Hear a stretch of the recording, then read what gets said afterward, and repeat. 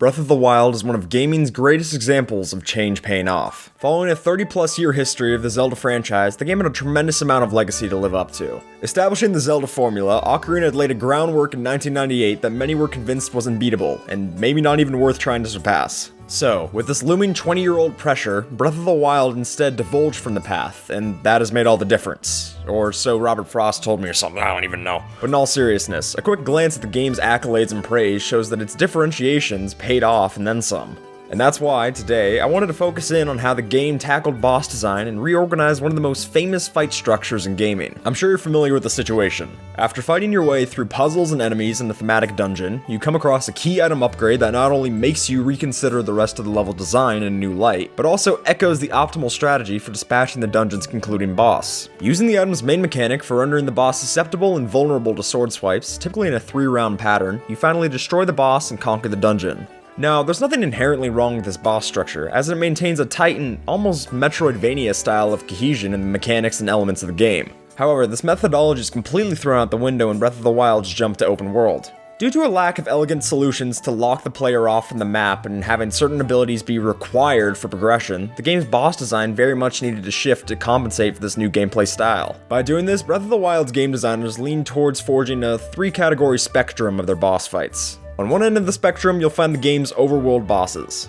including the likes of the grotesquely fat Hinnix, the sand-dwelling MOLDUGA, and even the goofy and slow-moving stone TALUS. These fights are heavily defined by their open and explorative nature. Since these bosses occur due to the player entering into the boss's respective aggressive zones, their attack patterns, and more importantly the strategies for fighting them, feel more akin to an evolution of the game's typical enemy fights. The most compelling part of these fights to me is how each of the bosses can be defeated in a myriad of ways, allowing the player to experiment with their positioning just as well as their weapon combos. For example, while the MOLDUGA can be rendered hittable by using the provided bomb barrels of the surrounding platforms, you can also use the vibrations of bomb arrows to attack the boss, as well as dealing a massive amount of damage when it surfaces. This creates a more mini-boss feel to these enemies, yet also provides a vast differentiation of attack, as the potential brawl you could have with each and every one of them could just as easily be stopped by a well-placed ancient arrow. To contrast these boss fights, on the other end of the spectrum lies bosses such as the game's conclusion, Dark Beast Ganon. In the progression of this fight, the player is presented with the optimal strategy for winning the battle, the remarkably powerful Bow of Light in tandem with a steed, so that you can finish the game in true equestrian warfare. The intended impact of this is to favor an epic finale of the player's story investment in the game over the freedom seen in the game's overworld bosses. Partnered with a grand symphonic score playing you off as you land the epic final slow motion shot, it's no surprise that this category in particular focuses on pure emotion right to the end. Finally, serving as a middle ground between the polar split of the other two categories is the precursory fights prior to Ganon, including the 4 Blight bosses, as well as Dark Beast Ganon's earlier form of Calamity Ganon. While these fights allow for the player to experiment with their weapon types and attack strategies more than the game's conclusion, the limited movement in each of the boss's battle arenas de-emphasizes the overworld boss's core element of positioning. These serve as a way to provide story and narrative connections to the player's journey, while still maintaining aspects of the freedom seen in the game's other gameplay elements. So overall, which category do I think is best for the game?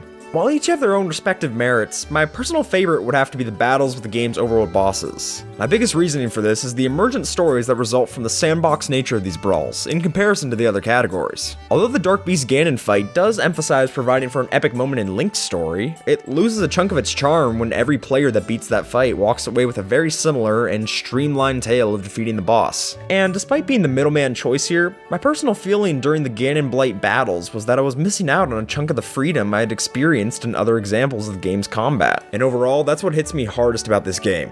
The freedom. The ability to carve out your own story and pioneer your strategies with the game's vast and interconnected systems and the hunt-style fights makes me giddy each time I come back to them. Or maybe it's just because I'm a Monster Hunter fan, who knows? Hey everyone, thank you so much for watching this episode of Boss Battle Breakdown. If you want to let me know about which boss battle you'd like to see me break down in the future, then please let me know in the comments below, write it out right down there. And hey, while you're down there, why not jangle that subscribe button to get notified about future episodes? And if you want to see me analyze another boss fight, that you can smack up in the top right to see how King K. Rool makes the mundane exciting, or you can punch down in the bottom right to check out another video. With that, I really appreciate you stopping by, and I hope to see you again soon. But until then, you have a good one, alright?